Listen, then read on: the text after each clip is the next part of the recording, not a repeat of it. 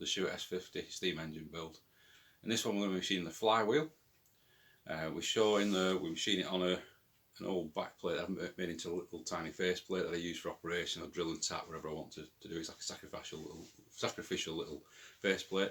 But if you haven't got this, bit of bar stock, aluminium bar stock or anything like that, that you can do the same drill, mounted in the 3-jar chuck, centre up your work and machine it in that. And again, we're emphasising machining everything in one go. So you'll see on this bit we machine the outside of the flywheel and the bore at the same time. And then when we do flip it over, we put it into a 3-jar chuck just to basically do off the boss. It doesn't really matter, we're not turning, we're just facing off, so it doesn't matter about that. But we also mentioned about the video we did about the 3-jar and 4-jar, about the accuracy. We'll put a link in the description below for that. So yeah, so enjoy it. If you'd don't mind liking and subscribing to the channel, it's much appreciated.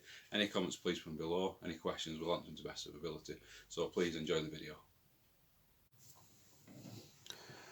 What we did first on the flywheel was machined these two faces off. That means putting it in the 3-jar chuck, and we just sort of played around with it till we got the least wobble on the centre and on the outside, and also in that direction. And then we just basically just took a light skimming off both these sides to get a nice flat face. Next thing to do is, there's different ways, like they always say, there's more than one way to skin a cat.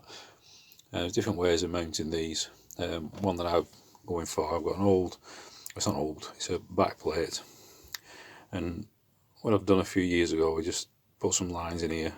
These actually help, if you notice on most face plates, when you're centering something cylindrical, just gives you a rough idea where to put it.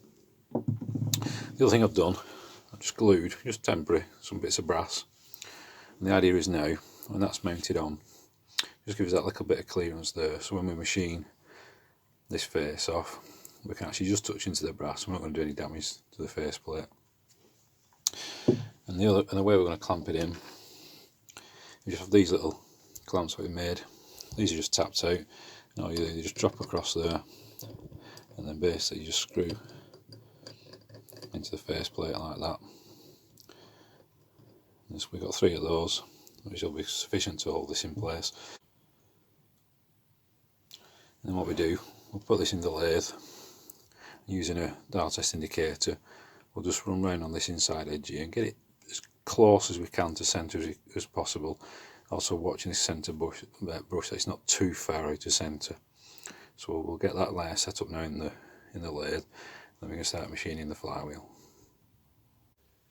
So we've got it on the lathe now, and we've just centred it using a DTI. As you can see, it's probably, you can see that on the dial,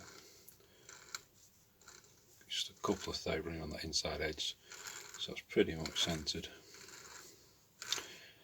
And the boss itself in the middle, it's not far, it's a little bit out. If you want to, you can give it a skim. I'm going to think about it, I'm not sure just yet.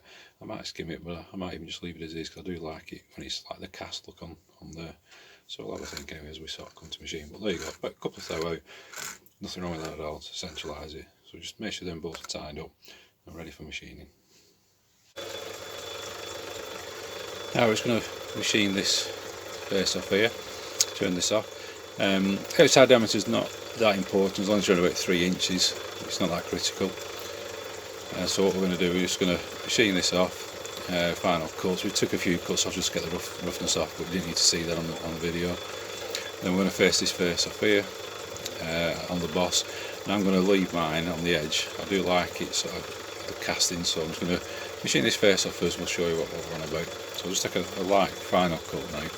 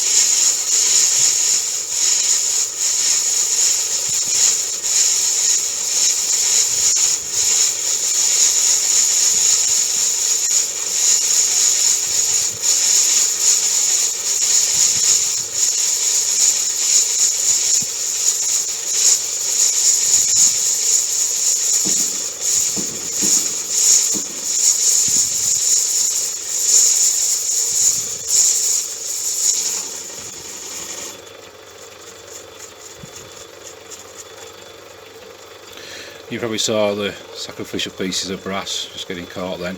That just saves your faceplate getting caught. So as you can see, lovely finish. We can finish it off a bit smoother with a bit of wet and dry later. One thing I will do, I'll just take this edge off after as well. But please be careful, these are very sharp once they've been machined. And what we'll do is just run the lathe and just put a file against it just to knock the sharp edge off. So next thing we're going to do, according to the plan, the difference between this face here and this boss, it needs to be about 3/16 on one side and a 16th on the other. So I'll just move the camera out of the way, we'll do some measurements and then we'll just machine this up and come back to it. So we've done some measurements. What we're going to do now is take this boss down, so it's a 16th past this face on this side. So we'll just do them about 10th out cuts. I've set the lid up, worked out my 16th distance and set my backs up again, so when I get to that I'm almost 16th away. So we'll just do a few cuts now, probably speed it up on the camera.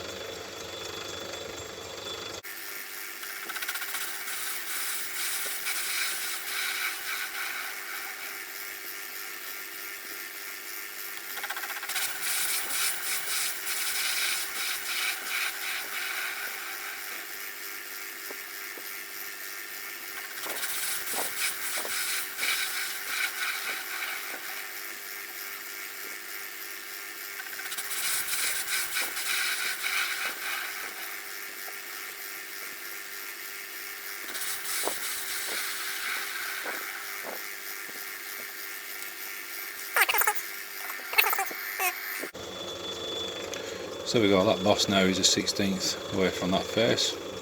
And what I'm going to do is I'm going to machine the hole in the centre to drill it through, like we did with the sole plate, and ream it out to fit on the quarter shaft. This is going back to the thing where I've said about machining everything while you've got it set. We've machined this face here, so really what we want is this hole to be bored exactly from the centre, to the centre, this outside face. A lot of instruction I've seen is you actually take this off, put it in the 3-jaw, turn it around and then do the machining then. Well, to me you then lose your centre, because like we found in my other videos, 3-jaw trucks aren't that accurate.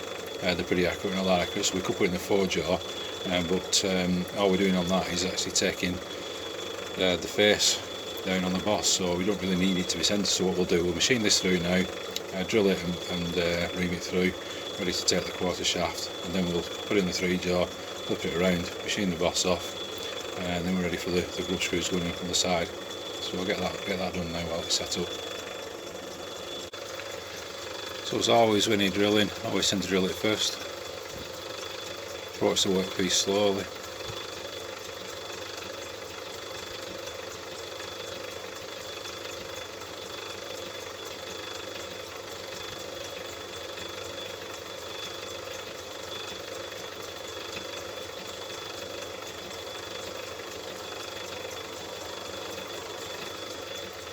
And then what we'll do this off camera, save a bit of time, otherwise it'll be a long video. What we'll do now is step away up, work our way up through the drill bits up to about a 6mm drill, then we can get ready for reaming, so we'll come back to that when we get there. So as I've always said, do as much machining as possible while you've got it in one setup. So like I said, because we turn the outside down to the diameter, we'll also do the centre so we know they're absolutely bang on to each other. This is just reaming out now. It's 1/4 inch, so it'll go on the shaft like we did with the bushes. We drilled this up to 6mm and just reaming out to 1/4 inch.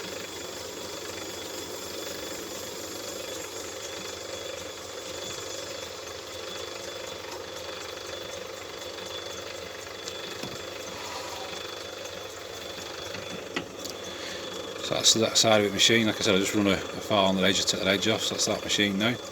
So what we'll do, we'll dismount it from here, from the face plate. We'll probably put it in the 3-jaw chuck and just face off the other side of the boss down to size. So we swapped to the 3-jaw chuck with the external jaws on. Again, we just took a file to that edge, just take the rough edge off. And we're just going to face this boss off here. To about 3/16 of an inch from that face. Doesn't need a lot actually, so we'll just do that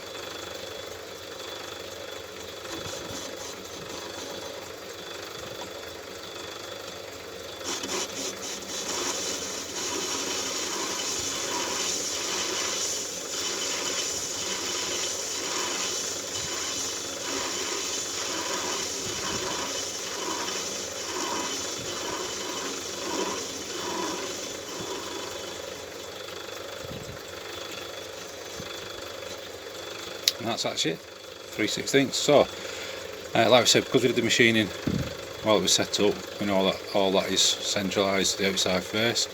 It's reamed out. All we've got to do now is drill through with the grub screws. So again, as always, using what you've got. I've actually got a piece of wood in here and a piece of bare at the back there, just to set this on the desired angle, so we can then centre drill and then drill through for a 5BA little grub screw to go in there. What we'll actually do, we always drill them on the spoke. We'll drill one on that spoke and then go 120 degrees and drill another one on that spoke. 2, bit of extra security, and also if there's any bit of play in the shaft, it'll also help centralise it, hold it in place, stop any wobble and chatter. It worked like a 3-jaw chuck then against one side, them 2 pushing. So yeah, so we'll get them drilled through, get them tapped out 5BA, and then we'll show you the results at the end. There we go, flywheel all machined up now. So I'll just show you the first little face plate that we use. As it's just a back plate. You can use a face plate if you want. What I do, I tend to drill holes in on different damages I need them with different things, and they come in very useful. Now you can see the bits of brass, these are just super glued on, they'll come off. Just get a knife behind there, they'll ping off. But you can just see how we just touch into the brass with a tool. So what we're doing is sacrificing the brass, not the face plate, and also the flywheel mounted nicely onto these bits of brass as well, so the edge getting damaged. So that's that. So the flywheel's all done now.